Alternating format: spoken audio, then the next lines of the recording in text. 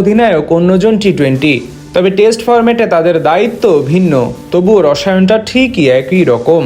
উইকেটের পেছন থেকে লিটন যেমন দারুণ সব পরামর্শ দিয়ে বোলারদের উজ্জীবিত রাখছেন, তেমনি মিরাজ লাল বলে আস্থার প্রতিদান হয়ে আজ 5 উইকেট নিয়ে নিলেন। সেই সব ঘটনার সাক্ষী পাকিস্তানি স্পিনার নোমান আলীর উইকেটটি। দারুণভাবে মিরাজকে এক পরামর্শ দিয়ে তাকে আউট করান লিটন। বলেন তাকে আগে বুঝতে দেওয়া উচিত যে উইকেটে টার্ন আছে, এরপর ভীতি দেখিয়ে পরাস্ত করতে।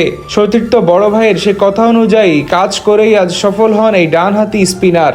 মিরপুরে প্রথম টেস্টের দ্বিতীয় দিন বল হাতে তেমনভাবে পাকিস্তানি ব্যাটারদের কাছে পাত্তা পায়নি বাংলাদেশের বোলাররা। তবে আজ তৃতীয় দিন প্রথম থেকেই দারুণ বোলিং করেন মিরাজ তাসকিনরা। সফরকারীদের বলা চলে পুরোপুরি চেপে ধরেছিলেন এই দুইজন। সেখান থেকে মাঝে সালমান আলী আগা এবং মোহাম্মদ রিজওয়ান মিলে প্রতিরোধ গড়ে তুললেও বৃষ্টির পর 3 নম্বর সেশনে আবারও দারুণভাবে কামব্যাক করে বাংলাদেশ। সেখানে বল হাতে নৈপুণ্য দেখান মিরাজ এবং তাইজুল। এর মাঝে প্রতিপক্ষ ব্যাটার নোমান আলীর আউট ঘিরে ঘটে সেই মজার ঘটনা।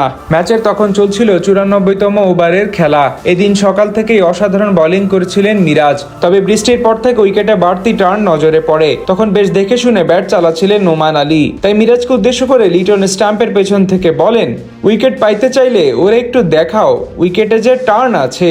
লিটনের সেই কথা শুনে তার কথা মতো জায়গা মতো বল করে বাড়তি টার্ন আদায় করে নেওয়ার চেষ্টা করেন মিরাজ। মূলত ব্যাটসম্যানের মনোবল নষ্ট করার জন্যই এমন পরামর্শ দিয়েছিলেন লিটন। এরপর তা শুনে আরো বেশি কার্যকরী হয়ে ওঠেন টাইগার স্পিনার। ফলস্বরূপ দেখা যায় সেই টার্নে নোমানকে পরাস্ত করেন তিনি।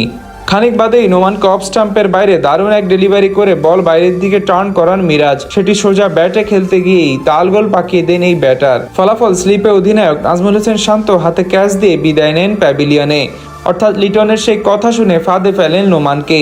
এদিন পুরো ইনিংসে দুর্দান্ত বোলিং করেন মিরাজ। সেট হয়ে যাওয়া শাহিন আফ্রিদিকেও নিজের স্পিনে ফাঁদে ফেলেন এই ক্রিকেটার। সব মিলিয়ে নিজের ক্যারিয়ারের 7ম 5 বার তুলে নেন তিনি।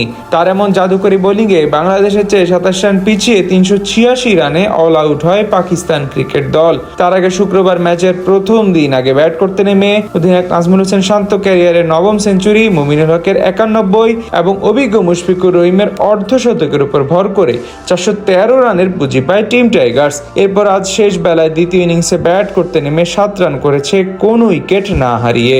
উইকেটের পেছন থেকে লিটন যেমন দারুণ সব পরামর্শ দিয়ে বোলারদের উজ্জীবিত রাখছেন, তেমনি মিরাজ লাল বলে আস্থার প্রতিদান হয়ে আজ 5 উইকেট নিয়ে নিলেন।